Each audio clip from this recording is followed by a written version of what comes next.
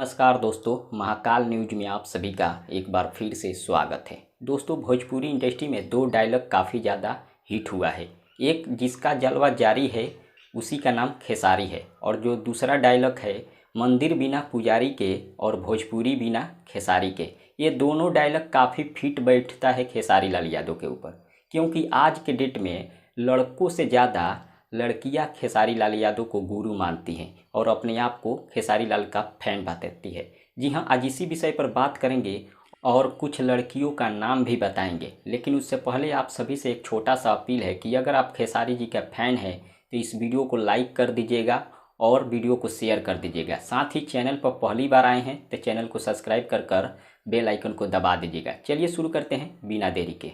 दोस्तों, आप सभी को बता दूं, भोजपुरी इंडस्ट्री में सबसे ज़्यादा फैन फॉलोइंग खेसारी लाल यादव के पास है, और आज के डेट में लड़कों से ज़्यादा लड़कियां खेसारी लाल यादव को पसंद करती है और अपने आप को खेसारी लाल यादव के बहुत बड़ा फैन बताती है और खेसारी लाल यादव को गुरु बताती है। हाल ही में आप लोगों ने एक वीडियो देखा होगा जिसमें नेपाल की रहने वाली सोम्या पोखरेल खेसारी लाल यादव का बहुत बड़ा फैन बताती है अपने आप को, और खेसारी लाल यादव को गुरु बताती है और खेसारी जी का टैटू बनवाई है अपने हाथों पर।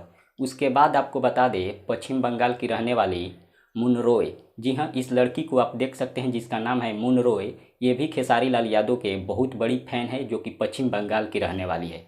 उसके बाद आपको बता दें, बांग्लादेश की रहने वाली ये लड़की है जिसका नाम मैं भूल गया हूँ, लेकिन आप फोटो देख सकते हैं। ये लड़की भी खेसारी लाल यादव को काफ़ी ज़्यादा पसंद करती है और खेसारी लाल यादव के बहुत बड़ा फैन बताती है अपने आप को। इससे आप अंदाज़ा लगा सकते हैं, लड़कों से ज़्यादा लड़कियां आज के डेट में खेसारी लाल यादव को ज़्यादा चाहती है और अपने आप को खेसारी लाल का फैन बताती है। फिलहाल इसके बारे में आप सबका क्या राय है, कमेंट करके ज़रूर बताइए। मिलते हैं अगले वीडियो में। धन्यवाद।